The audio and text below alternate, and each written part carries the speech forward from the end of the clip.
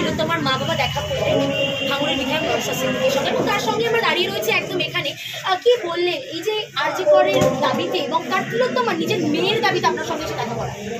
দেখুন, যেভাবে অন্যায় হয়েছে তিলোত্তমার সাথে সেটা কেউ মেনে নিতে পারছে না। তার মা থেকে শুরু করে পরিবারের লোকজনের আমরা বক্তব্য শুনেছি কীভাবে তারা আজকে কী দিন তারা পার করছে।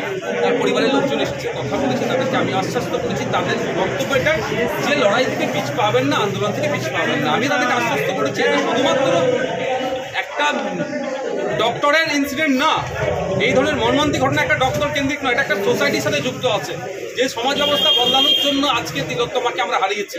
তিলোত্তমার যে স্বপ্ন সেটাকে আমাদের বাস্তবায়ন করতে হবে। স্বপ্নটা কি ছিল?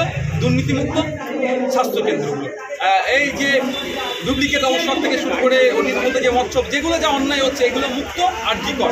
আমাদের লড়াইটাই থাকবে সমস্ত স্বাস্থ্যকেন্দ্রতে এই ধরনের সিন্ডিকেট রাজ, দুর্নীতি, অন্যায় মুক্তি যাতে হয় সেই লড়াই থাকবে, এবং তিলোত্তমা যতদিন না বিচার পাচ্ছে আমাদের লড়াই চলবে। একটা প্রশ্ন করবো যে সুকান্ত মজুমদার থেকে শুভেন্দু অধিকারী এরকম রাজ্য বিজেপি নেতারা আমরা একবারও দেখলাম না সড়ক হতে নিত্য প্রয়োজনীয় জিনিসের দাম বৃদ্ধি বারবার প্রতিদিন পেঁয়াজের দাম আজকে আকাশ ছোঁয়া, সাধারণ মানুষকে নিয়ে কথা বলতে বলবে কি করে যে নিত্য প্রয়োজনীয় জিনিসের দাম দিন বাই দিনের পর দিন বেড়ে যাচ্ছে। রাজ্য সরকার যেমন ব্যর্থ, কেন্দ্র সরকারও তো ব্যর্থ। তা এরা ব্যর্থতা কি ঢাকার জন্য নিজেদের দলের বিরুদ্ধে নিজেরাই বলবে? স্বাভাবিকভাবে এরা বলবে না, সেই জন্য এরা বলছে না। এদের তো কোনো মুদ্রা নাই, শুধু হিন্দু মুসলমান ছাড়া এদের বাইনারি পলিটিক্সের কোনো মুদ্রা নাই, বলার জায়গা নাই। যদি জায়গা থাকতো নিশ্চিতভাবে বলতো, আর সেই জায়গা এরা তৈরি করার মানসিকতাও নাই।